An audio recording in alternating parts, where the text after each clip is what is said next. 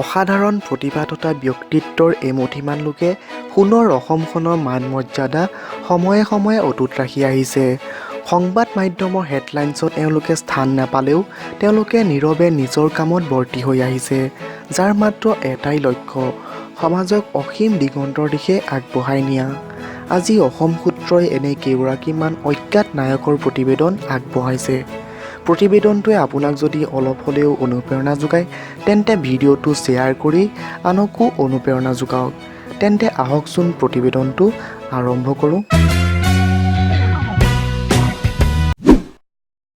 গোলাঘাট জিলাৰ কাজিৰঙা অঞ্চলত জন্মগ্ৰহণ কৰা বন্যপ্ৰাণী সংৰক্ষক মনোজ গগৈদেৱৰ শৈশৱকাল গঁড়, চিতাবাঘ, সাপ, হিমালয়ৰ চৰাই-চিৰিকটি প্ৰকৃতিৰ মাজত অতিবাহিত হৈছিল।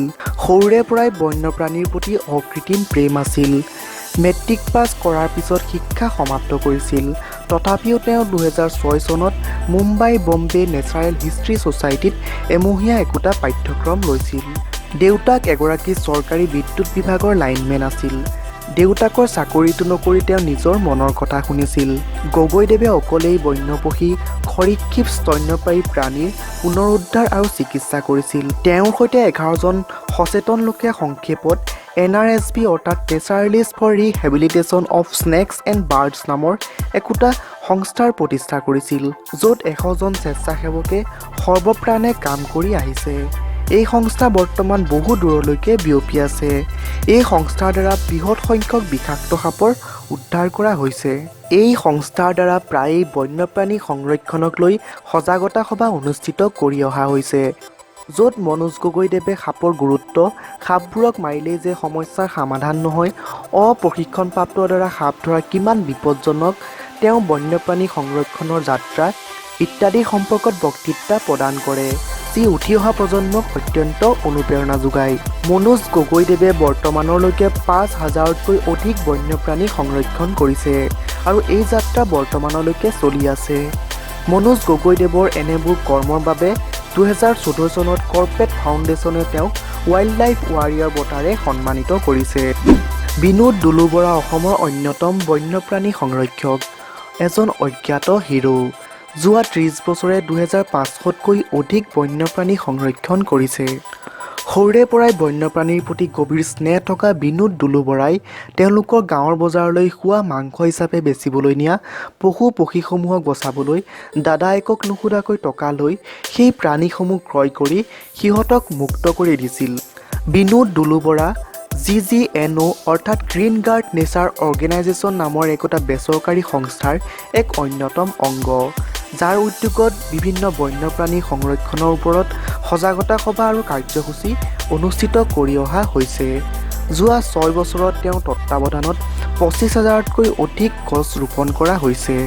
তাৰোপৰি বিনোদ দুলু বৰাৰ আছে 24 ঘণ্টীয়া হেল্পলাইন নাম্বাৰ। বন্যপ্ৰাণীৰ ওপৰত কোনো ধৰণৰ অত্যাচাৰ চলিলেই বিনোদ দুলু বৰাই তাৎক্ষণিক প্ৰতিহত কৰাৰ চেষ্টা কৰে। বন্যপ্ৰাণী সংৰক্ষক বিনোদ দুলু বৰা হাতী মানুহৰ সংঘাতৰ প্ৰতি অত্যন্ত সচেতন। সেয়েহে তেওঁ কাৰ্বি পাহাৰৰ দাঁতিত 200 বিঘা মাটিত কলগছৰ খেতি কৰিছে। দুলু বৰাদেৱে এক সাক্ষাৎকাৰত কৈছিল যে তেওঁ বন্যপ্ৰাণীসমূহ উদ্ধাৰ কৰা আৰু চিকিৎসা কৰাৰ পিছত সিহঁতক প্ৰাকৃতিক জনবসতিক এৰি দিয়া কাৰ্যই তেওঁক অত্যন্ত আনন্দ দিয়ে। বিনোদ দুলু বৰাৰ এনেবোৰ কৰ্মৰ বাবে 2014 চনত Sanctuary Asia wild life service award লাভ কৰে। আপুনি জানেনে, সমগ্ৰ বিশ্বত বৰ্তমান 1200তকৈ কম হাড়গিলা পক্ষী বাচি আছে আৰু তাৰে 75% অসমত পোৱা যায়। এই হাড়গিলা পক্ষীসমূহৰ সংৰক্ষণ কোনে কৰিছে আপুনি জানেনে? কামৰূপৰ নিবাসী হাড়গিলা বাইদেউ হিচাপে পৰিচিত সংৰক্ষক পূৰ্ণিমা দেৱী বৰ্মনে। পূৰ্ণিমা দেৱী বৰ্মনে হাড়গিলা চৰাইৰ সংৰক্ষণৰ বাবে হাড়গিলা চৰাইৰ বসতি স্থান ধ্বংস কৰাৰ পৰা মুক্ত কৰাবলৈ সদায় মাতৃগৰাকীক বাধা দি আহিছে আৰু লগতে জলাশয় সংৰক্ষণৰ প্ৰতি কাম কৰি আহিছে। 2015 চনত পূৰ্ণিমা দেৱী বৰ্মনে হাড়গিলা আৰ্মি নামেৰে একোটা মহিলা সংস্থা প্ৰতিষ্ঠা কৰিছিল। 400 জনীয়া এই সংস্থাটোৱে বিলুপ্তিপ্ৰায় প্ৰাণীবিধৰ সংৰক্ষণৰ বাবে অহৰহ চেষ্টা কৰি আহিছে। হাড়গিলা নামৰ পক্ষীবিধৰ সংৰক্ষণৰ বাবে বিভিন্ন উপায় অৱলম্বন কৰি আহিছে। তাৰে ভিতৰত যেনে অসমীয়া লোকসংগীতত হাড়গিলাৰ প্ৰয়োগ কৰা, দুৰ্গা পূজাত শোভাযাত্ৰা ইত্যাদি। তাৰোপৰি হাড়গিলা আৰ্মীৰ সদস্যসকলে গামোচাত হাড়গিলা চৰাইৰ বুটা অংকনেৰে উক্ত চৰাইবিধৰ সংৰক্ষণৰ ক্ষেত্ৰত ৰাইজৰ মাজত সচেতনতা বৃদ্ধি কৰাৰ চেষ্টা কৰিছে। লগতে 2017 চনত গ্ৰীণ অস্কাৰ বঁটা লাভ কৰাৰ পিছত ব্যক্তিগত সম্পত্তিৰ পৰা নিলগত 60 ফুট উচ্চতাৰ একোটা বাঁহৰ সজ্জা বন্য পক্ষীৰ বাসস্থানৰ ব্যৱস্থা কৰি দিছে। হাড়গিলা আৰ্মীৰ অধীনত সময়ে সময়ে গাঁৱৰ নতুন ছাত্ৰ-ছাত্ৰীক হাড়গিলাৰ সংৰক্ষণ চিকিৎসাৰ সন্দৰ্ভত সজাগতা সভা অনুষ্ঠিত কৰি আহিছে। হাড়গিলা আৰ্মীৰ বিভিন্ন কাৰ্যপন্থাত কামৰূপ প্ৰশাসন আৰু কামৰূপ আৰক্ষীয়ে সহায় কৰি আহিছে। যোৱা ৩২ বছৰে এবাৰো উইকেণ্ড উপভোগ নকৰি হাতীৰ সংৰক্ষণ আৰু চিকিৎসাত আত্মনিয়োগ কৰা ডক্টৰ কুশল কোঁৱৰ শৰ্মা এগৰাকী এলিফেণ্ট ডক্টৰ অৱ ইণ্ডিয়া। তেওঁ প্ৰত্যেক বছৰে ৭০০তকৈ অধিক বনৰীয়া দঁতাল আৰু মাখুন্দী হাতীৰ চিকিৎসা কৰে। তেওঁ উত্তৰ পূৰ্বাঞ্চলৰ ৰিম'ট ট্ৰেংকুলাইজিং ইনজেকশ্যন পদ্ধতিৰ প্ৰবক্তা। ডক্টৰ শৰ্মাই এছিয়ান এলিফেণ্টছ ইন ইণ্ডিয়াৰ সংৰক্ষণৰ ক্ষেত্ৰত অৰিহণা যোগাই আহিছে। ডক্টৰ শৰ্মাৰ ৰিম'ট ট্ৰেংকুলাইজিং ইনজেকশ্যন পদ্ধতিৰ দ্বাৰা উত্তাৱল হাতীক নিয়ন্ত্ৰণ অনা তেওঁ অন্যতম কৌশল, যাৰ বাবে তেওঁ প্ৰায়েই মৃত্যুৰ ওচৰ চাপি অহাৰ পৰিস্থিতিৰ সন্মুখীন হৈছে। ডক্টৰ শৰ্মাই হাতী মানুহৰ সংঘাতৰ পৰা হাত সাৰিবলৈ বিভিন্ন বেচৰকাৰী সংস্থাৰ সৈতে সজাগতা বৃদ্ধিৰ চেষ্টা চলাই আহিছে।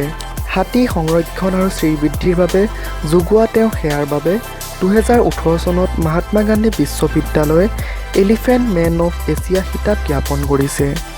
পেছাত এগৰাকী জীৱবিজ্ঞানৰ শিক্ষক প্ৰকৃতিবিদ ক্ষণজিৎ গগৈদেৱে 1996 চনৰ পৰাই আৰ্কিডৰ অনুসন্ধান কৰি আহিছে। 54জনীয়া সদস্যৰে প্ৰতিষ্ঠিত আৰ্কিড ছ'চাইটি অৱ ইণ্ডিয়াৰ তেওঁ অন্যতম অংগ। বৰ্তমানলৈকে 50 বিধতকৈ অধিক আৰ্কিডৰ সংস্পৰ্শলৈ আহিছে আৰু সেইসমূহ তেওঁ প্ৰদৰ্শনীও কৰিছে। ক্ষণজিৎ গগৈৰ এই যাত্ৰাত সং দিছে অন্যতম যুৱক অংকুৰ গগৈদেৱে।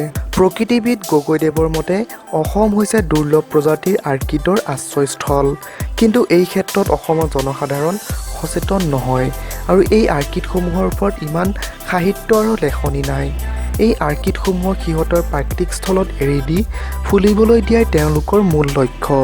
তেওঁ বিশ্বাস কৰে যে এনে পদক্ষেপে আৰ্কিডৰ অবৈধ বেপাৰখন নিশ্চয়কৈ তল পেলাব।